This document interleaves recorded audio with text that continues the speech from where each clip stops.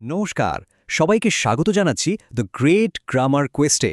আচ্ছা, গ্রামার শুনলে কেমন যেন একটু কঠিন মনে হয়, তাই না? চলুন, আজ সেই কঠিন অধ্যায়টাকেই একটা দারুণ অ্যাডভেঞ্চারে পাল্টে ফেলি। আমরা সবাই মিলে বেরোবো এক রোমাঞ্চকর অভিযানে। তো যে কোনো অভিযানের জন্য তো একটা ম্যাপ লাগে, তাই না? এই দেখুন, এটাই হলো আমাদের সেই ম্যাপ। আমরা আমাদের জার্নিটা শুরু করব দ্য প্লুরাল পাজলের ধাঁধা দিয়ে, আর তারপর একের পর এক স্টেজ পার করে একেবারে শেষে পৌঁছাবো দ্য স্টোরি টেলার্স ফিনিশে। প্রত্যেকটা ধাপে আমরা নতুন কিছু শিখব আর আমাদের স্কিলটাকে আরও ধারালো করে তুলব। তো আমাদের অ্যাডভেঞ্চার শুরু হচ্ছে একদম বেসিক থেকে, মানে ভাষার একেবারে মূল ভিত্তি, নাউন্স দিয়ে। চলুন তাহলে এই পথে আমাদের প্রথম 3টে চ্যালেঞ্জের মুখোমুখি হওয়া যাক। প্রথমেই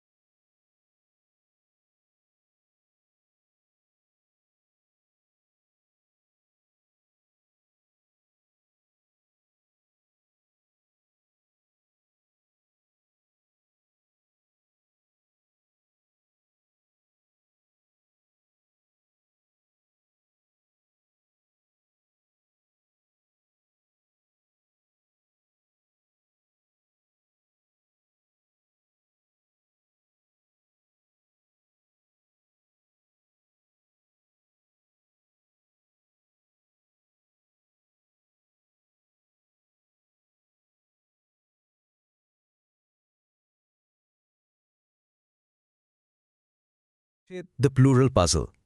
আচ্ছা, চাইল্ড শব্দটার প্লুরাল ফর্ম কি হবে? চাইল্ডস নাকি অন্য কিছু? দেখুন তো সমাধানটা। বেশ মজার, তাই না? আসলে ইংরেজি ভাষার কিছু নিয়ম কিন্তু বেশ অদ্ভুত। তো এখান থেকে আমরা একটা দারুণ জিনিস শিখলাম। কি বলুন তো? যে গ্রামারে কিন্তু সবসময় সহজ সরল নিয়ম কাজ করে না। কিছু কিছু নাউন আছে, যেমন ধরুন ডিয়ার, যেটা সিঙ্গুলার আর প্লুরাল ফর্ম একই।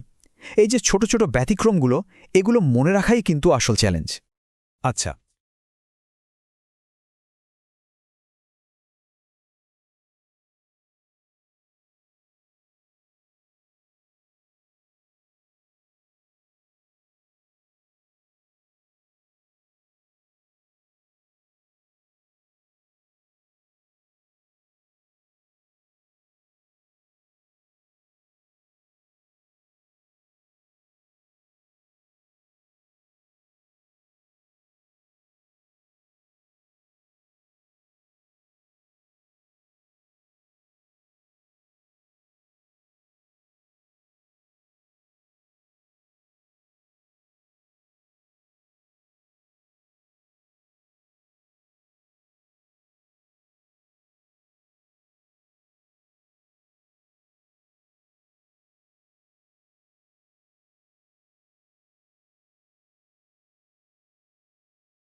পরের চ্যালেঞ্জের জন্য তৈরি তো? এবার আমাদের হাতে দ্য জেন্ডার কম্পাস। এখানে আমাদের কাজ হল লায়নেস, ট্রি বা প্যারেন্টের মতো নাউনগুলোকে তাদের জেন্ডার অনুযায়ী ঠিকঠাক ক্যাটেগরিতে ফেলা। আর দেখুন, এই স্লাইডটা কি দারুণভাবে নাউনের 4 ধরনের জেন্ডারকে দেখাচ্ছে। এই ব্যাপারটা একবার পরিষ্কার হয়ে গেলে ভাষা ব্যবহার করার সময় আমাদের ভুল হওয়ার সম্ভাবনা কিন্তু অনেক কমে যাবে। নাউনের পথে আমাদের শেষ চ্যালেঞ্জটার নাম হল দি নাউন ন্যাভিগেটর। এখানে আমাদের কাজটা বেশ সোজা, সাধারণ নাম আর নির্দিষ্ট নামের মধ্যে তফাৎটা খুঁজে বের করা। এখানে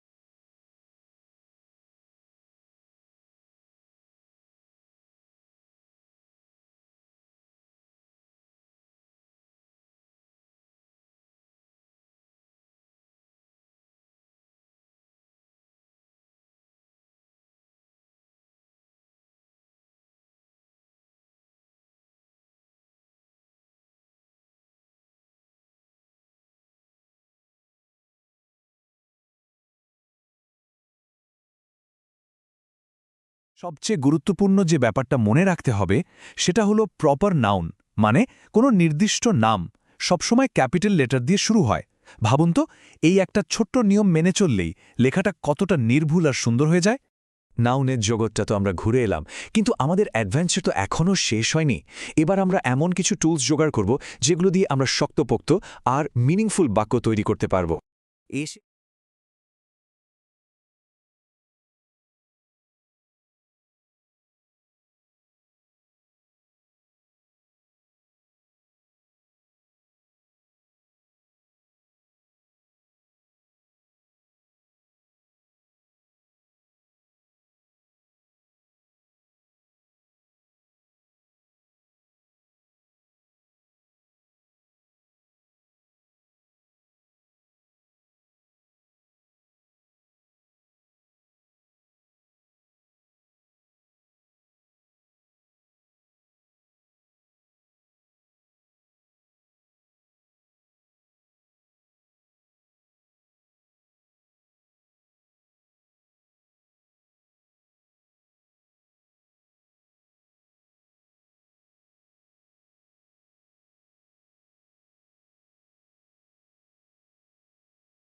গেছি আমাদের ৩ নম্বর স্টেজে, দ্য গ্যাপ ফেলার্স।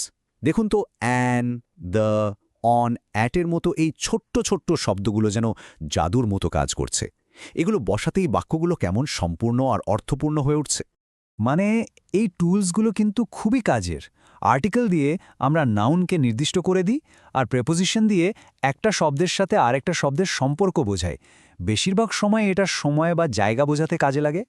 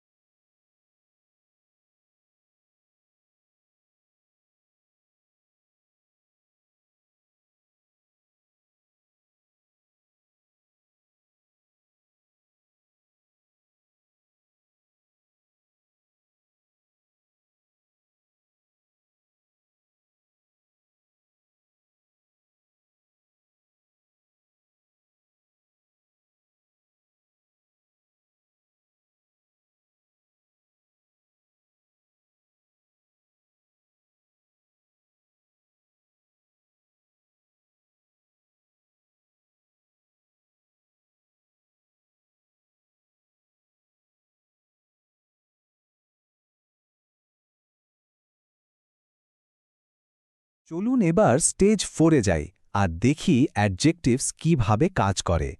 এই শব্দগুলো হলো অনেকটা মশলার মতো, যা বাক্যে রং মেশায়, ডিটেলস অ্যাড করে আর সাধারণ একটা আইডিয়াকে একেবারে জীবন্ত করে তোলে।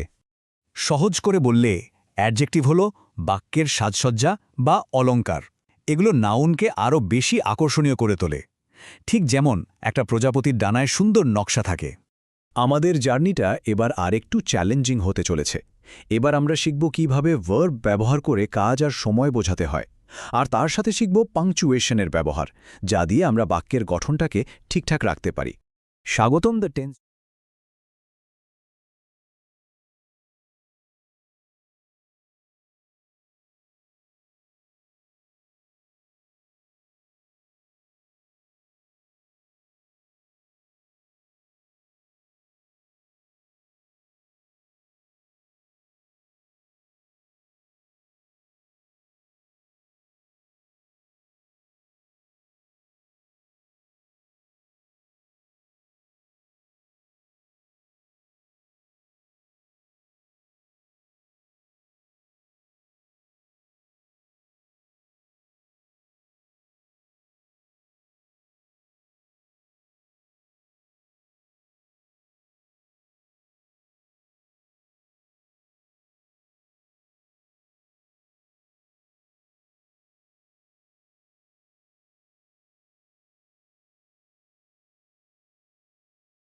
ট্র্যাকারে এখানে চ্যালেঞ্জটা হলো সঠিক ভার্ব টেন্স বেছে নেওয়া।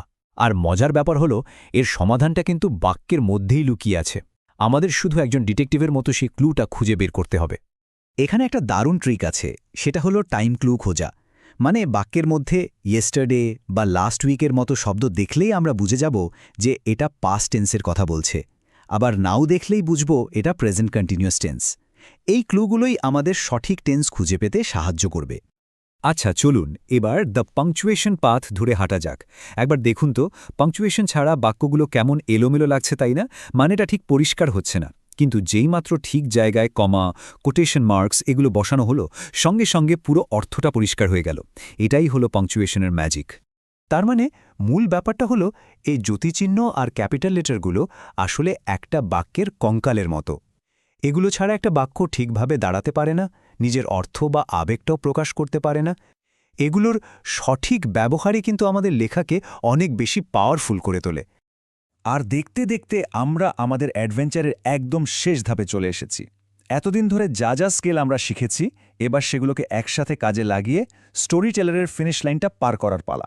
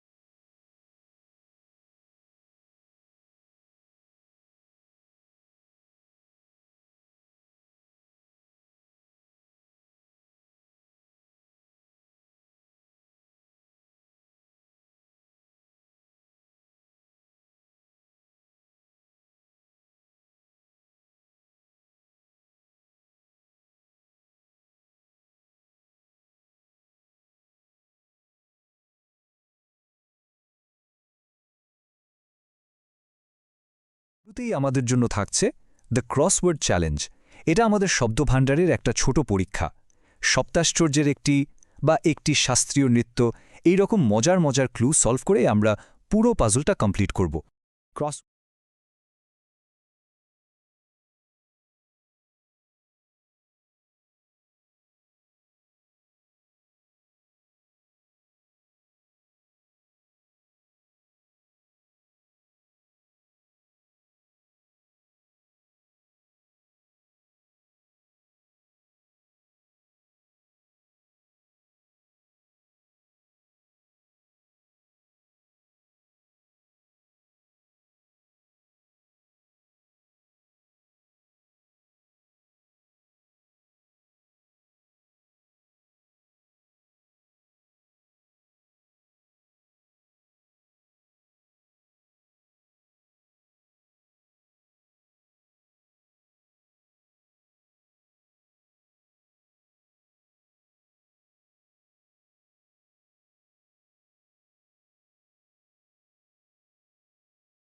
ওয়ার্ডের পর এবার আসছে the pronoun pursuit.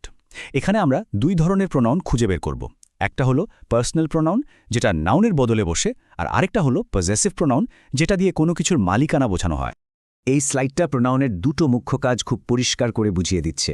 Personal pronoun বারবার একই নাউন ব্যবহার করা থেকে আমাদের বাঁচায়, আর পজেসিভ প্রোনাউন দিয়ে আমরা মালিকানা বা সম্পর্কটা স্পষ্ট করে দিই। এই দুটোই কিন্তু আমাদের লেখাকে অনেক ছোট আর সাবলীল করে তোলে। আর ফাইনালি এই স্লাইডটা দারুণভাবে আমাদের শেষ স্টেজটা দেখাচ্ছে, দ্য স্টোরি টেলার্স ফিনিশ। দেখুন, আমরা এতক্ষণ ধরে যা যা নিয়ম শিখেছি সেই সব কিছু ব্যবহার করে কিভাবে একটা সাধারণ টপিককে একটা সুন্দর গোছানো প্যারাগ্রাফে বদলে ফেলা হয়েছে। তো আমাদের ম্যাপ অনুযায়ী আমরা আমাদের গন্তব্যে পৌঁছে গেছি।